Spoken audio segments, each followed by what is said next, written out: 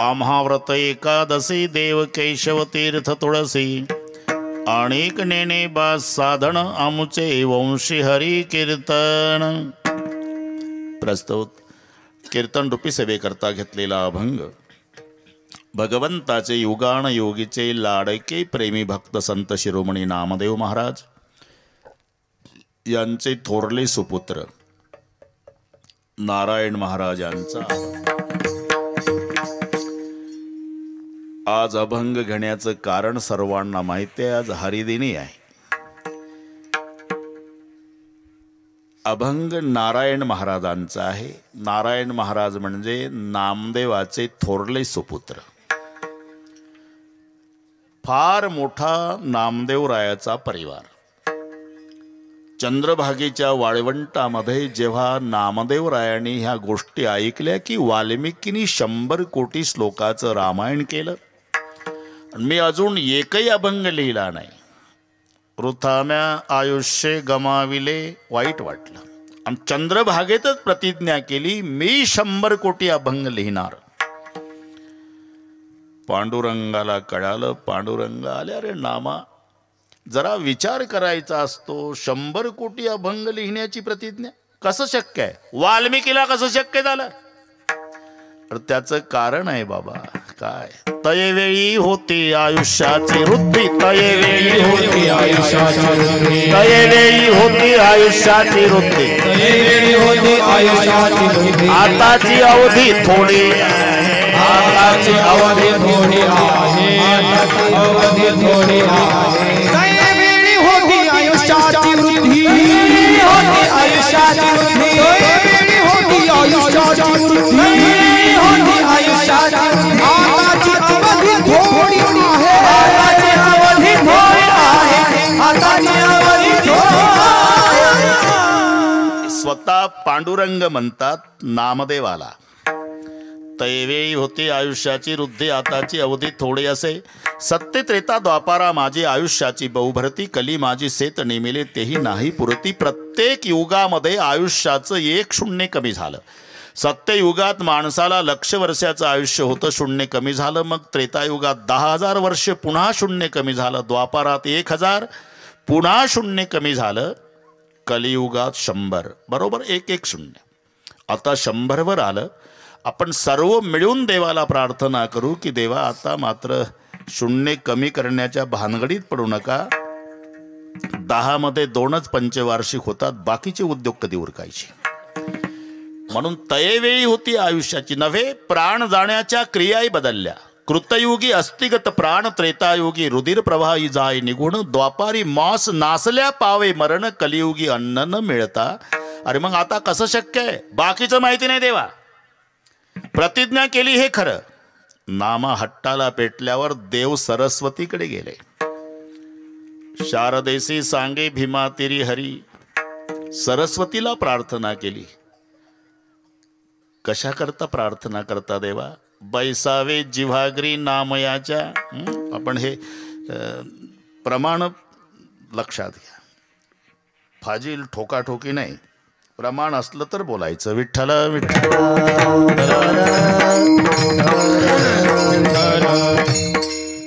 माझ्या नामाच्या जिवेवर वास्तव्य करा. तो शिंप्याचा नामा, तुम्ही ब्रह्मांडाचा धणी, आणि त्याच्याकरता माझ्याकडे वशिला लावता. देवाचे डोळे भरून आले. सरस्वते लाडका लढिवाळ नामा माझे ताणे, तयाला मजवी न कोण आहे. पा हे एक प्रमाण पा शहार येईल असं. मग नाईलाज झाला. जिवेवर निवास सरस्वतीचा, पण उरकणार नाही म्हणून एवढंही घर अभंग लिहायला बसवलं. घर म्हणजे गोदरेजचं कपाट हे नाही, घरातले सदस्य. बरं 1-2 नाही, नामदेवाचे घरी, नामदेवाचे घरी, नामदेवाचे घरी 14 जण स्मरते हरी, 14 जण स्मरते हरी, 14 जण स्मरते हरी, 14 जण स्मरते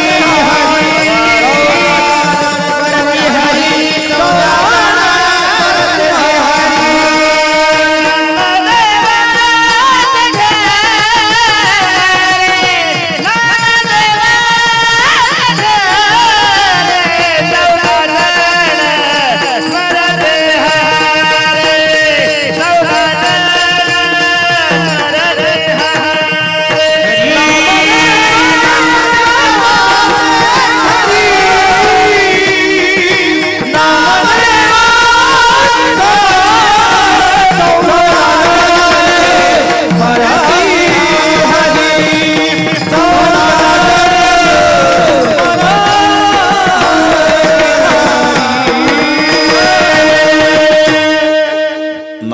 त्याचे घरी 14 जन स्मरती हरी, चौघे पुत्र चौघ्या सुना, नित्य स्मरती नारायणा. नाव मी सांगतो, हिशोब तुम्ही करा. राजाई गोणाई दोघी सासूसुना, दामा नामा जाना, बाप लेक नारा विठा महादा गोंदा, चौघे पुत्र जन्मले पवित्र त्याचे वंशी, लाडाई गोडाई यसाई साकराई, चौघी सुनापाई नामयाच्या, औबाई लेकी निंबाबाई, बहिणीन वेडी पिशी जनी दासी त्याची. एवढा परिवार. राजाई गोणाई दोघी सासूसुना किती झाले? 4 नाही गजानन बाबा, 2च. तुम्ही नात्याचे 2 धरता, नाव 2 धरता, 28 होईल ना हिशोब. नीट ऐका. राजाई गोणाई नावं झाली, पण दोघी सासू सुना कोण होत्या? बस, म्हणजे 2च. आता गणित कळेल तुम्हाला. राजाई गोणाई दोघी सासू सुना, आणि दामा नामा जाना बापलेक, 2 न 2 4. नारा विठा महादा गोंदा, चौघे पुत्र जन्मले पवित्र त्याचे वंशी, 4 न 4 8. चौघाची लग्न झाले. लाडाई गोडाई यसाई साकराई. सुनाची नावं लक्षात राहील का? लाडाई गोडाई यसाई साकराई, चौघी सुनापाई नामयाच्या, 8 न 4 12. आऊबाई लेकी निंबाबाई बहिणी, 12 न 2 14. आणि ही दासी जनी 15वी आहे. वेडी पिशी जनी दासी त्याची. आणि ही जनाबाई सह सगळे अभंग लिहायला बसले. प्रत्येकाने अभंग केले. 54 कोटी अभंग, प्रत्येकसे कवित्व ते 7 नामयाचे. लाडाई गोडाई यसाई साकराई 2.5 कोटी पायी केली त्याने. एकट्या जणाईनं 12.5 कोटी जणाईची वाणी, 12.5 कोटी जणाईची, 12.5 कोटी जणाई, 12.5 कोटी जणाईची. येती चक्रपाणी तिच्या घरा,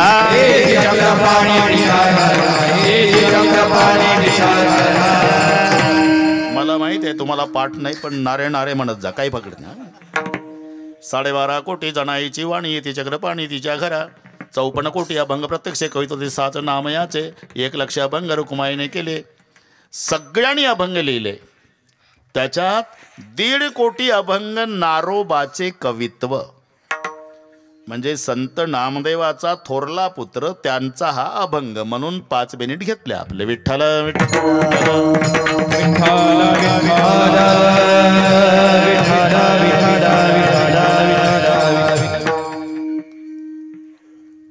भगवंताला आवडणाऱ्या ज्या 3 गोष्टी आहे गजानन बाबा. एकादशी वरहस्ती व्रतेषु यदुनंदन, भागीरथीच तीर्थेषु देव भक्तेषु वैष्णवा. भगवान सांगतात मला भक्तामध्ये वैष्णव आवडतो, तीर्थामध्ये गंगा आवडती, आणि व्रतामध्ये एकादशी आवडती. प्रिय भगवंतासी कोटी गुणे, प्रिय भगवंतासी कोटी गुणे, प्रिय भगवंतासी कोटी गुणे. व्रतामाती व्रत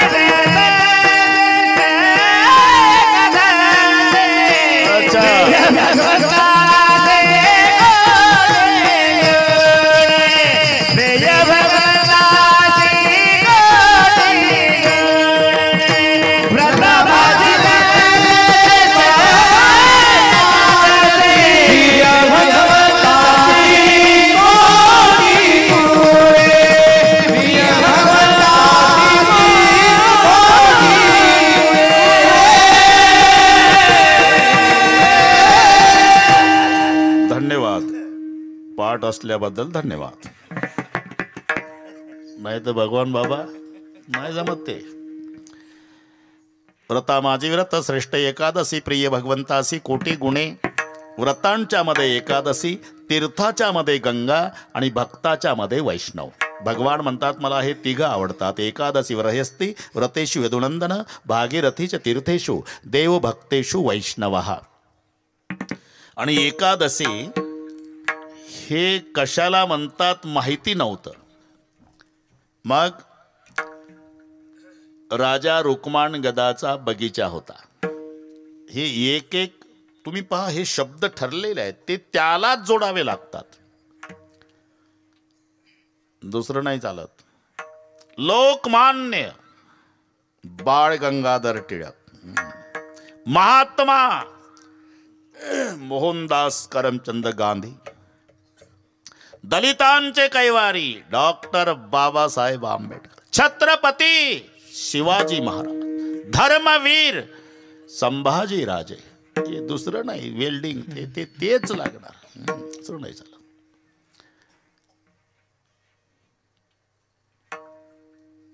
द्वादशी अंबरीश राजा, एकादशी रुक्मांगद राजा. आताही निडोबा पाठ आहे ना यांना सगळे ओके. अरे हे जर असं आहे तर ते कसं असेल? काय झाडे काय डोंगर न काय तो शब्द त्याच त्याचं नाव घेऊ नको.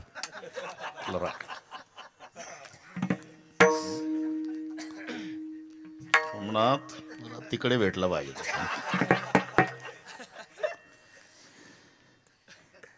सगळे ओके तो शब्द त्यालाच, नाही तर काही ओके आधी नव्हता का?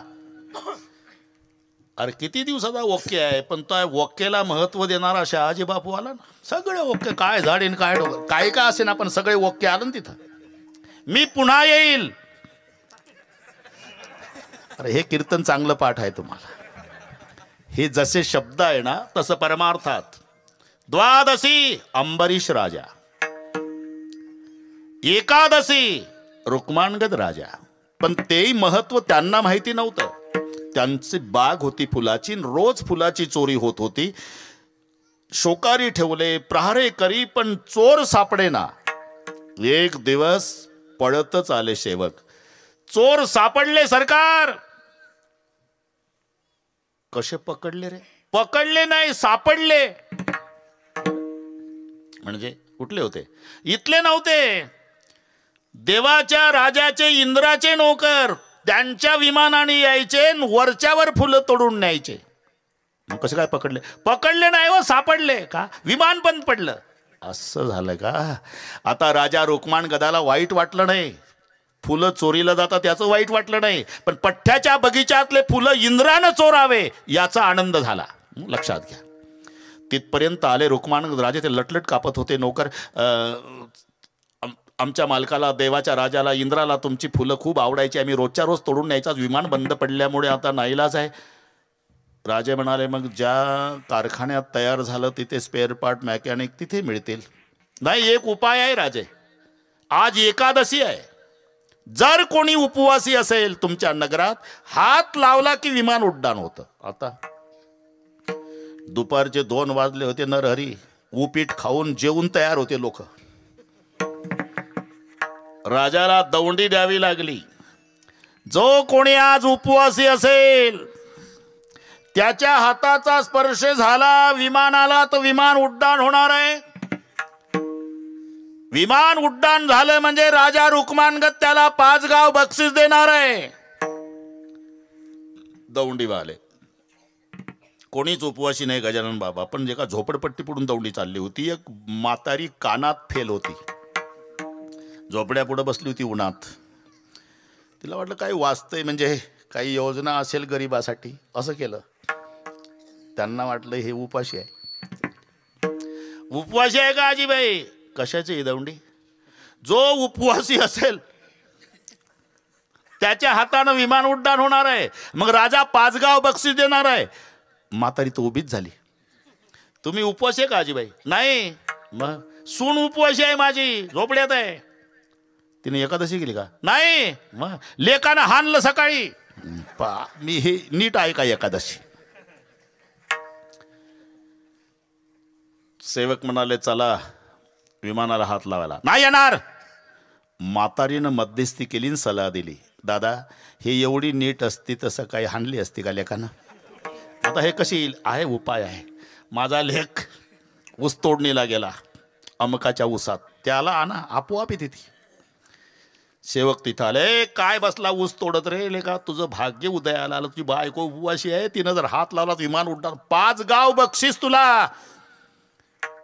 त्याच्या आनंदाला पारावार नाही, निडोबार आहे. पण त्याला माहिती होतं आपली एकादशी कशी आहे.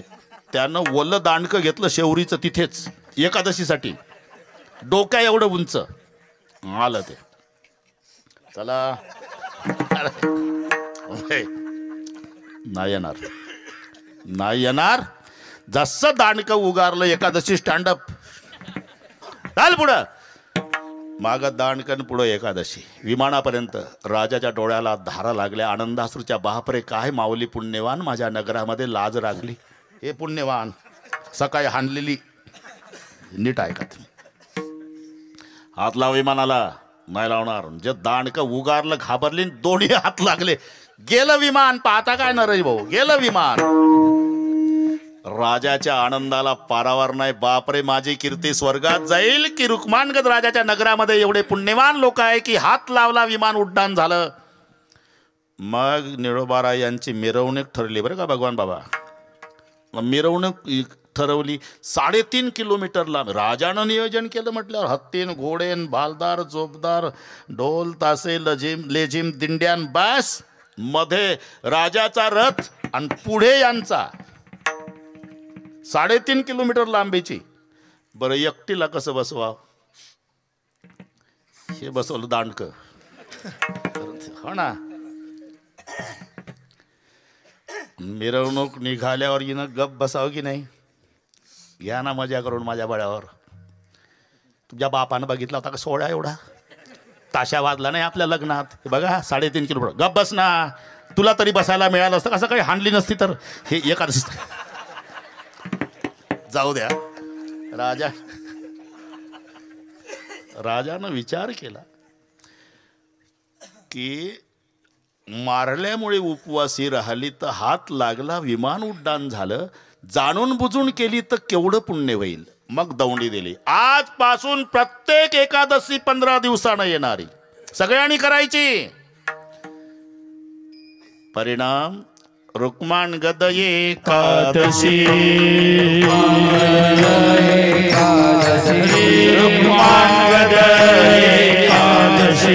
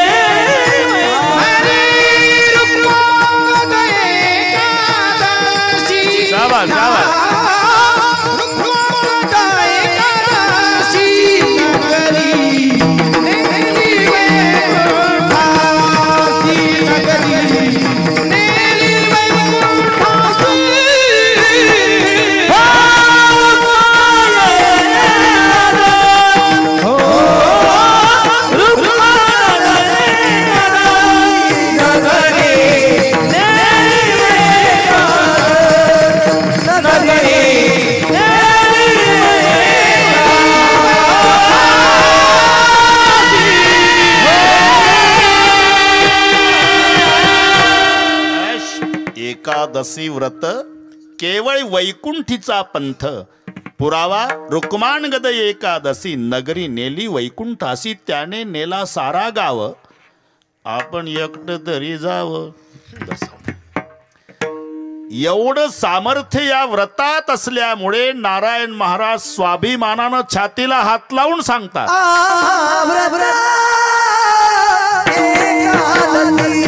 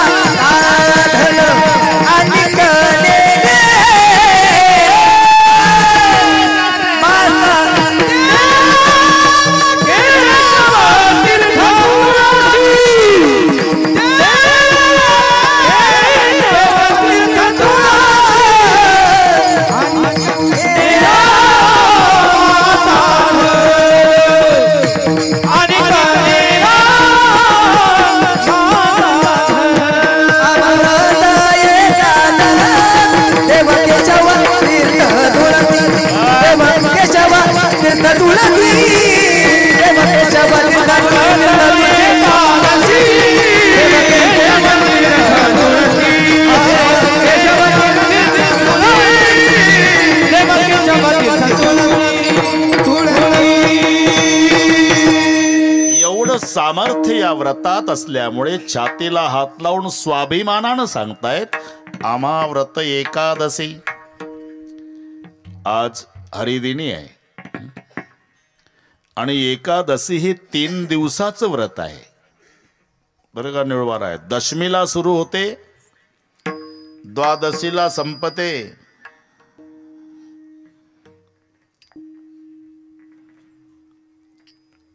अथ ते नियमान् वच्मि व्रत ह्यस्मिन् दिनत्रये कांस्यं मांसं मसूरान्नं चनकान् कोद्रवांस तथा शाकं मधुपरान्नञ्च पुनर्भोजन मैथुने दशम्यां दश वस्तूनि वर्जयेत् वैष्णव सदा. द्यूत क्रीडांच निद्रांच तांबूल दंतधावनं परापवादं पैशुण्यं स्थेयं हिंसा तथा रतिं कोपं हेनुतं वाक्यंच एकादश्यां विवर्जयेत्. कांशं मांसं सुरां क्षुद्रं तैलं विनत भाषणं व्यायामंच प्रवासंच पुनर्भोजन मैथुने अस्पर्श स्पर्श मासुरे द्वादशां द्वादशस्त्यजेत. हे सगळे कळलं ना. हो म्हणत जा बस. आता ते नियमान् वच्मि व्रत ह्यस्मिन् दिनत्रय 3 दिवसाचं द्वादशीला संपत आणि दशमीला सुरू होतं.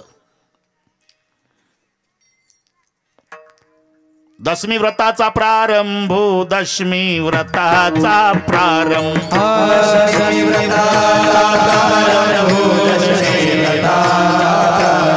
दिंडी कीर्तन करा समारंभ दिंडी कीर्तन करा समारंभ तेने तो स्वयंभू तेने तो स्वयंभू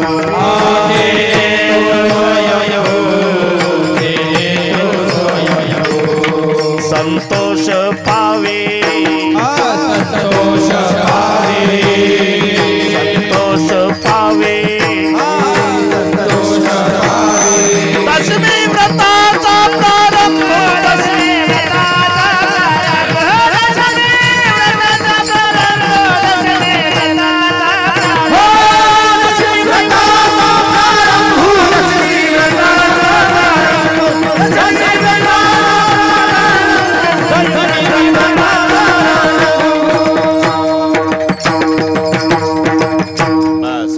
नसल्यामुळे कोणी डबल म्हटलं नाही. दशमी व्रत नाही. हो माहिती आहे माहिती आहे. पाठ आहे पण वेळ नाही म्हणतात. ठीक आहे. दशमी व्रताचा प्रारंभ दिंडी कीर्तन करा समारंभ तेने तू स्वयंभू संतोष पावे. दशमीला सुरू होतं आणि मग द्वादशीला संपत. दुसरा एक वेगळा भाव आहे. दशमीला 10 गोष्टी त्यागायच्या, एकादशीला 11 आणि द्वादशीला 12. हे थोडक्यात सांगतो बरं का. नागरेश ना. हां ठीक आहे. अथ ते नियमान् वच्मि व्रत ह्यस्मिन् दिनत्रये कांस्यं मांसं मसूरान्नं चणकान् कोद्रवांस तथा शाकं मधुपरान्नञ्च पुनर्भोजन मैथुने दशम्यां दश वस्तूनि वर्जयेत् वैष्णव सदा. काशाचं भांड दशमीला वापरायचं नाही. टाळ वाजवायचे. ते जेवणासाठी काशाचं भांड वापरायचं ना दशमीला. मांस खायचं नाही म्हणजे बाकीच्या दिवशी सपाटा लावायचा असाही त्याचा अर्थ नाही. मांस खाण्याचा अधिकार त्यांना आहे ज्याचे दात सुळे असतात, जन्मता डोळे बंद असतात आणि जिभेनं पाणी पितं. त्यांना अधिकार दिलाय मांस खाण्याचा. कुत्रीची पिलं, वाघाची पिलं, सिंहाची पिलं, कोलीची पिलं, जन्मता डोळे बंद, दात सुळेन, जिभेनं पाणी.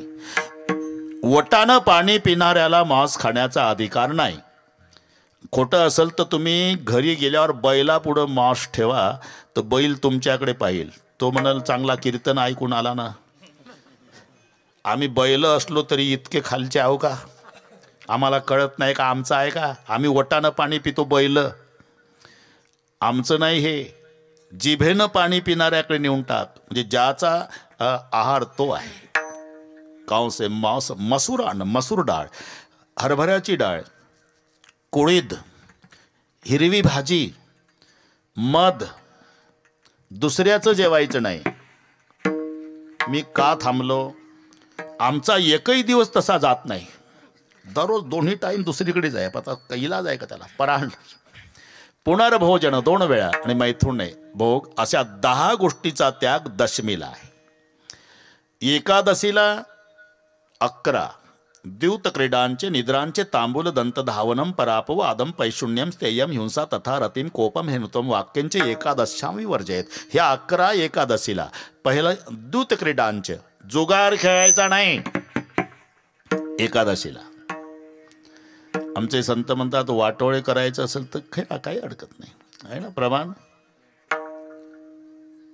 अरे हे देह व्यर्थ जावे, अरे हे देह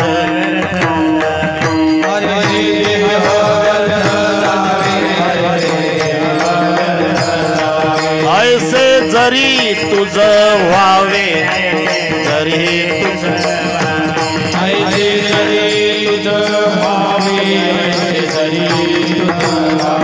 द्यूत कर्म मनोभावे, द्यूत कर्म मनोभावे,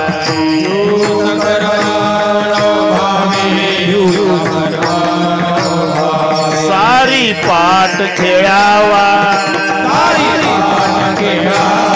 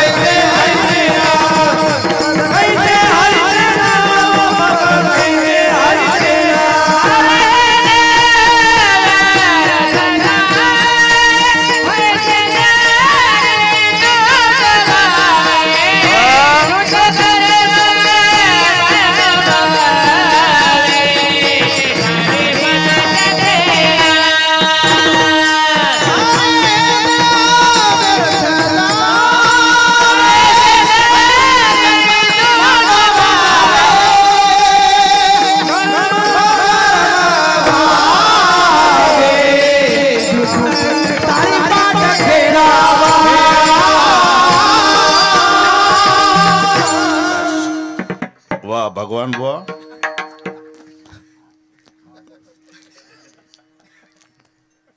भगवान म्हणतात त्याला बरोबर.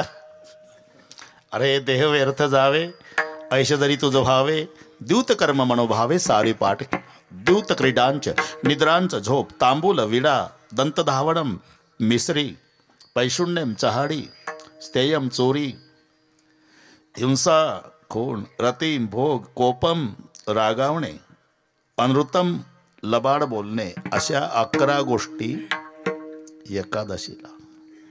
मग द्वादशीला 12 कांशम मौसम सुराम क्षुद्रम तैलम विनत भाषणम व्यायामंच प्रवासंच पुनर्भोजन मैथुने अस्पर्श स्पर्श मासुरे द्वादशाम द्वादशेस्तेजत. दशमीला सुरू होते ते द्वादशीला संपत. पण हे वेगळा भाव त्यातला असा आहे, दशमीला 10 गोष्टी त्यागायच्या, एकादशीला 11 आणि द्वादशीला 12. अशा पद्धतीची ही एकादशीचं व्रत. छातीला हात लावून महाराज सांगतात, जया असे मोक्षाची चाड, तेने नाना साधने कबाड, सांडून या व्रत दृढ एकादशी करावी. एवढं सामर्थ्य याच्यात असल्यामुळे थोडं थोडं घेऊ. आता 1च तास आहे. अमाव्रत एकादशी, देव केशव तीर्थ तुळसी. नुसता देव नाही, त्याला केशव जोडला. कारण अतिव्याप्ती, अव्याप्ती आणि असंभव हे 3 दोष टाळून लक्षण केल्या जातं. त्याला निर्दोष लक्षण म्हणतात. इतरावर जाणे हा अतिव्याप्ती दोष आहे.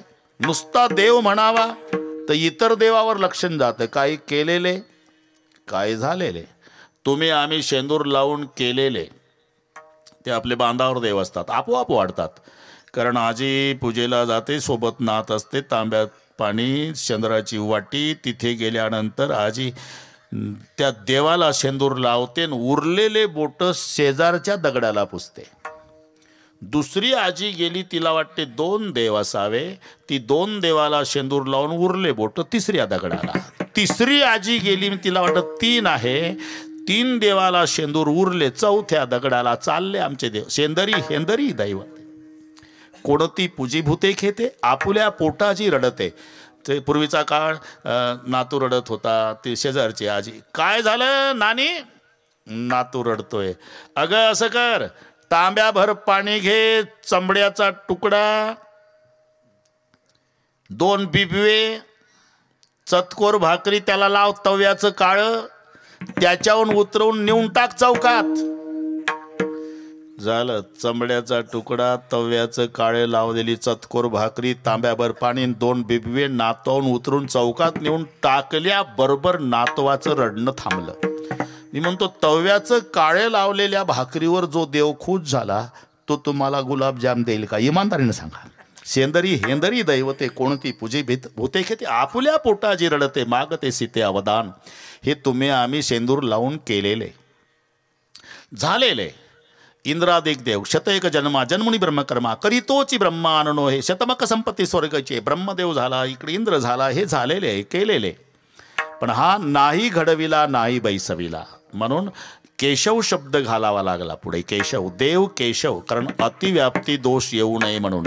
एक तुम्हाला पटवून देतो मी. परदेशातला माणूस आला, विचारलं निवडबार आहे, गाय कशा असतात गायी? गाय होय, 2 शिंग 4 पाय, तिला म्हणतं गाय. झालं, पुढच्या गावात आलं तर पाटलाचे बैल चरत होते. थांबलं हे, म्हणलं ह्याच गायी असल्या पाहिजे. पाटील गाय आहेत ना? काय डोकं फिरलं का तुझं? आता आवतं सोडले का बैल आहे? कसं काय मागच्या गावाला म्हणतंय ना 2 शिंग 4 पाय? अरे 2 शिंग 4 पायच असतात भाऊ, पण 4 स्तनही पाहिजे ना, त्याला म्हणते गाय. असं आहे का? मग पुढच्या गावाला आला तर म्हशीचा कळप. पुढचं कळलं तुम्हाला? त्याला वाटलं 2 शिंग 4 पाय 4 स्तन, हे गाय आहे. थांबलं हे, गाय आहे ना भाऊसाहेब? काय डोक्यात फरक झाला का तुझ्या? म्हशी आहे. कशा काय म्हशी? मागच्या गावाला सांगतो राव 2 शिंग 4 पाय 4 स्तन. अरे 2 शिंग 4 पाय 4 स्तन, पण मानेखाली पोळी पाहिजे, तिला म्हणतात गाय. लक्षात घ्या, नुसतं 2 शिंग 4 पाय म्हणावं, लक्षण बैलावर जातं. 2 शिंग 4 पाय 4 स्तन, लक्षण म्हशीवर जातं. मग निर्दोष. 2 शिंग 4 पाय 4 स्तन, मानेखाली पोळी, तिला म्हणतात गाय, हे निर्दोष लक्षण. नुसतं देव म्हणावं तर दगडाच्या देवावर लक्षण जातं. नुसतं देव म्हणावं इंद्र ब्रह्मादिकावर लक्षण जातं. म्हणून नाही घडविला नाही नव्हे, तिन्ही शक्तीचं एकत्रीकरण म्हणून केशव शब्द आहे. केचा अर्थ ब्रह्म, शेचा अर्थ शंकर आणि ओचा अर्थ विष्णू, असे 3 अर्थ. हे अक्षरातले अर्थ आहे. मंदिर शब्दाचा शब्दार्थ देऊळ असतो, पण अक्षरातले अर्थ आहे. म म्हणजे मंगलता, दी म्हणजे दिव्यता, र म्हणजे रम्यता. मंगलता, दिव्यता आणि रम्यता या तिन्हीचं एकत्रीकरण त्याला म्हणतात मंदिर. हे अक्षरातले अर्थ. तसं के म्हणजे ब्रह्म, शे म्हणजे शंकर आणि ओ म्हणजे विष्णू. ब्रह्मदेव म्हणजे उत्पत्ती, शंकर म्हणजे संहार, विष्णू म्हणजे पालन. उत्पत्ती, पालन, संहार या तिन्ही शक्तीचं एकत्रीकरण त्याला म्हणतात केशव. केशव किंवा दुसरं हे शब्दशः. पुन्हा त्या प्रत्येक नावाचे अर्थ दिलेले आहे. आमच्या नावात काही अर्थ नाही. आमची नावं म्हणजे यष्टीला दिलेले नंबर. MS 17, 54 57, जालना सातारा, ओळखण्यासाठी, नाही तर काही तथ्य नाही. नाव वाघमारे, उंदीर पाहून घरात शिरे. कुठे चालले? वाघमारे. उंदीर बघितला हायवेला, वाघमारे गावात. नाव शांताबाई, भांडणा वाचून करमत नाही, बाई शांत नाव, पण रोज भांडण. नाव गंगाधर, आंघोळ नाही महिनाभर. कॅनलला पाणी आलं म्हणजे गंगाधर आंघोळ करतो. रे गंगाधर कोणाला म्हणतात? ज्याच्या डोक्याहून गंगाधर. हे आमची नावं. बरं का निरोबर आहे. एकाचं नाव ठणठण पाल होतं. 2 मिनटं सांगतो. ठणठण पाल, ते लोक चिडवाय त्याला ठणठण पाल म्हणला. नावच बदलतो. गाव सोडलं त्यानं आणि निघाला. आता नावच बदलून यायचं म्हणला. पुढचा गाव लागलं तर एक म्हातारी गोवऱ्या वेचत होती. ठणठण पालनं विचारलं, काय करता मावशी? गोवऱ्या वेचती बाबा. का बरं? अरे कोणी नाही, मला 10 वर्षाची होती, आता 80ची झाली, गोयऱ्या वेचते, त्याच्यावर विकून उपजीविका. नाव काय तुमचं? लक्ष्मी. ठणठण पाल तर तिथं थंडागार झाला. म्हणजे साक्षात लक्ष्मी. 70 वर्ष झाले गोयऱ्या वेचते. पुढच्या गावाला बरं का निडो, एक 90चा म्हातारा भिक्षा मागत होता. मधुकरी विचारलं, काय आजोबा काय करता? हे पीठ मागतो बो. कधीपासून? जन्म गेला. नाव आपलं? धनपाल. तिथं थांबला ठणठण पाल. मी तिथंच होतो म्हणून सांगतो. म्हणलं काय लक्ष्मी गोवऱ्या व्यस्ती, धनपाल म्हणला जन्मभर पीठ मागतोय. बरं पुढचं गाव लागलं नागरे साहेब. प्रेत यात्रा निघाली. मोठा माणूस मेला होता. किलोमीटर यात्रा होती. पांढऱ्या कपड्यात गुंडाळलेलं, चौघाणी घेतलेलं, खांद्यावर रडत चालले काही. आणि ठणठण पालनं विचारलं, काय आहे हे? हे 26 जानेवारीची मिरवणूक आहे का बैमाना, तुला माहित नाही? अरे अरे प्रेत यात्रा आहे. म्हणजे ते मेलं ना पांढऱ्या कपड्यातलं. मेलं. नाव काय होतं? अमरपाल. थांबला ठणठण पाल. त्यानं विचार केला की नाव आपलंच बरं आहे का? लक्ष्मी तो कंडा बीनत है. गोवऱ्याला कंडा म्हणतात हिंदीमध्ये. आता काही ठोकून दिलं तर लक्ष्मी गोयऱ्या याचे. अरे मराठीतच बोलणं भाऊ, कशाला मग हिंदीचं वाटोळे करतो. बीनत है लक्ष्मी तो कंडा बीनत है, घर घर मागे धनपाल, अमरपाल थे सो भी मर गए, अरे मैं भी अच्छा ठनठन पाल. विठ्ठल.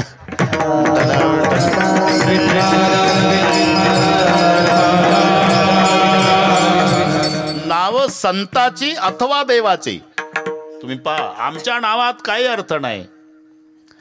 घोळण्या नाव लक्ष्मण. घोळण्या घोळण्या नाव लक्ष्मण. करितो भरजन लाह्याचे.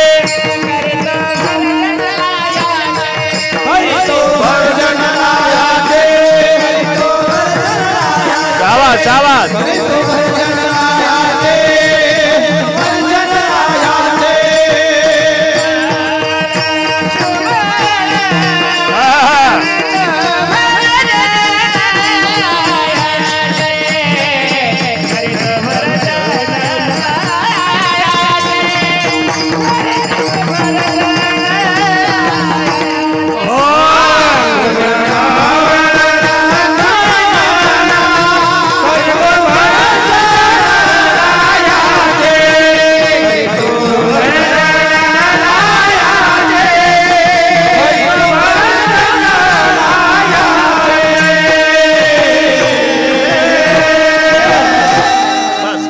नावावर कीर्तन होईल.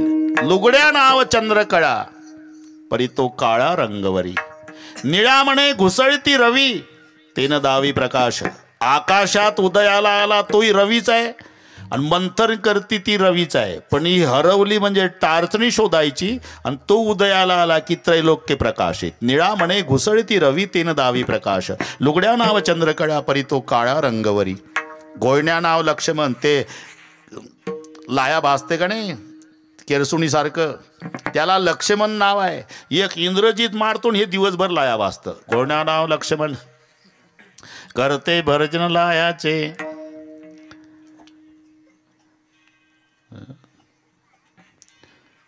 यांना पाठ आहे पण ते म्हणत नाही.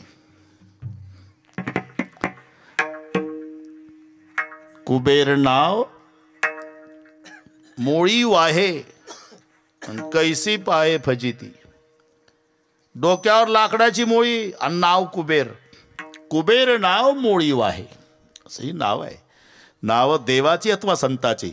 हे ज्ञान देव कोण्या ब्राह्मणाने ठेवलेलं नाव नाही.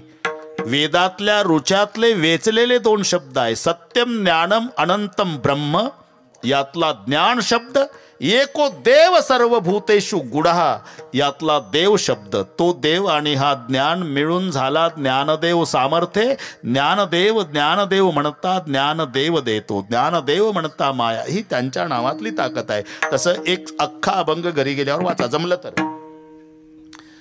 तर वाचा. नामदेवाचाच आहे. विश्वंभर म्हणती माझे या स्वामी ते, पोसितो विश्वाते म्हणून या. जगजीवन म्हणती माझे या स्वामी ते, जीवन जगाते म्हणून या. विश्वंभर का म्हणतात? विश्वाचं भरण करतो. जगजीवन का म्हणतात? जगाला जीवन देतो.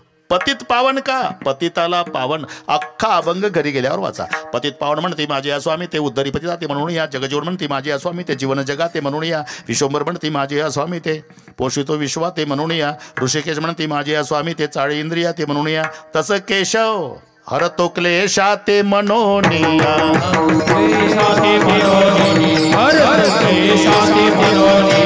केशव म्हणती माझी